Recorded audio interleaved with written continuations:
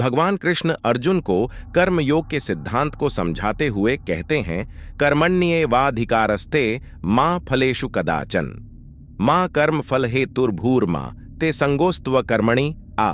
तुम्हारा अधिकार केवल कर्म करने में है, उसके फलों में कभी नहीं। इसलिए तुम कर्म फल का कारण मत बनो और न ही अकर्मण्यता में आसक्त हो। इस श्लोक का मुख्य संदेश यही है कि व्यक्ति का अधिकार केवल अपने कर्मों पर है, फल पर नहीं। हमें निरंतर और निष्काम भाव से कर्म करना चाहिए, क्योंकि बिना कर्म किए कुछ भी प्राप्त नहीं होता। गीता में कर्म का संदेश बहुत महत्वपूर्ण और गहरा है।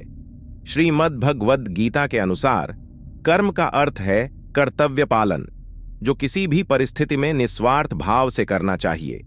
यहां कुछ प्रमुख बिंदु हैं। कर्मयोग। कर्मयोग का अर्थ है कर्म करते हुए भी उसमें आसक्त न होना। भगवान कृष्ण अर्जुन से कहते हैं कि हमें अपने कर्तव्यों को बिना किसी फल की इच्छा के करना चाहिए। कर्मण्येवाधिकारस्ते मां फलेषु कदाचन का अर्थ है कि हमें सिर्फ कर्म करने का अधिकार है, परंतु उसके फल पर नहीं। निष्काम कर्म। निष्काम कर्म का अर्थ है बिना किसी स्वार्थ या फल की इच्छा के कर्म करना।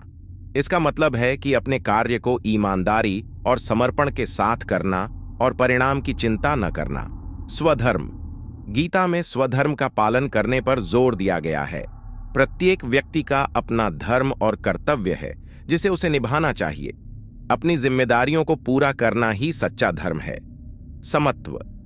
गीता में संभव या समत्व की महत्ता पर बल दिया गया है। सुख दुख, लाभ हानि, जय पराजय में संभव रखना चाहिए। यह मानसिक संतुलन और शांति के लिए आवश्यक है। आत्मसंयम। आत्मसंयम और इंद्रियों पर नियंत्रण रखना भी महत्वपूर्ण है। इंद्रियों को वश में रखकर ही व्यक्ति सच्चे अर्थों में कर्म योगी बन सकता है। गीता का संदेश है कि कर्म से कोई नहीं बच सकता, लेकिन कर्म करते हुए भी व्यक्ति आध्यात्मिक उन्नति प्राप्त कर सकता है। कर्म के द्वारा ही हम अपने जीवन को सार्थक बना सकते हैं।